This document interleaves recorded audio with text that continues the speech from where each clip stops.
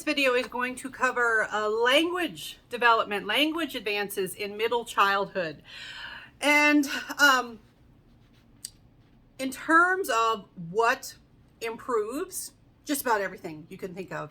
In language development, every aspect of language, from vocabulary to comprehension, communication skills, code switching, we've talked about that before, figuring out when to use certain language, things like switching from using slang to formal language because of the context. Pragmatics, the practical knowledge about, the things you have to learn about your usage of language. All of this advances from age 6 to 11. You see gains. For most children, you see gains in pretty much all areas of language usage, language development. Vocabulary is increasing tremendously.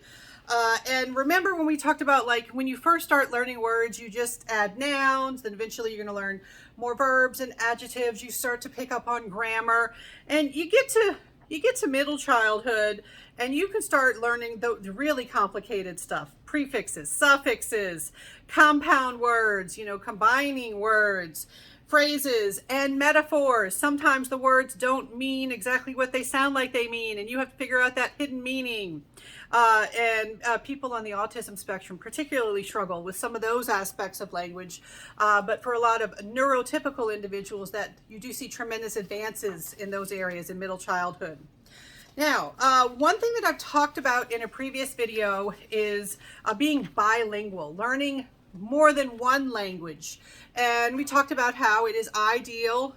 Early childhood is a particularly optimal time to learn a second or perhaps third language, more than one language.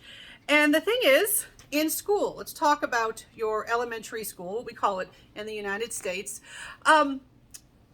Sometimes children are attending school and there may be one language spoken at home and one spoken in school, or they might speak two languages because of family history or going to an immersion school, or, there are various situations where children may experience more than one language.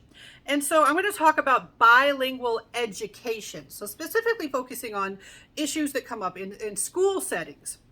And so, there are different ways to handle students who may be English language learners. English language learners are those who are going to a school where English classes are taught in English, but English is not their native language or their first language.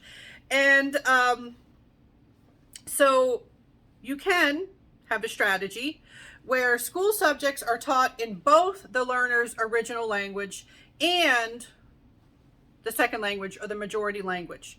All right, now I will bring up that some schools have no bilingual education component. Some schools just say, we teach in this language, you got to figure it out. But many schools across the country, they have some element, there's some acknowledgement that, hey, this individual may hear a different language. And so one thing you can have is you can have English, let's make sure I get my abbreviations straight. Okay, so ELL is the abbreviation for English language learner. And in the United States, you actually have a test, a proficiency test that you get a score on. So children whose proficiency in English is below a cutoff score on an oral or written test, they get labeled as an ELL, an English language learner.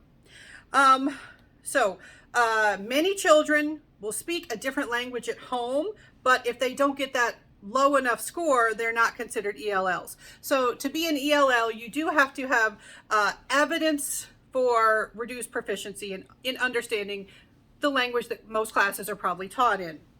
Now, so one thing that could happen is immersion. Immersion, instruction in all school subjects occur in the second language or the majority language. Child has to figure it out. That's the teach the child to swim by throwing them in the lake and letting them figure it out. All right, but we also have this other option, ESL, or English as a Second Language curriculum. They had this in my schools when I attended K through 12.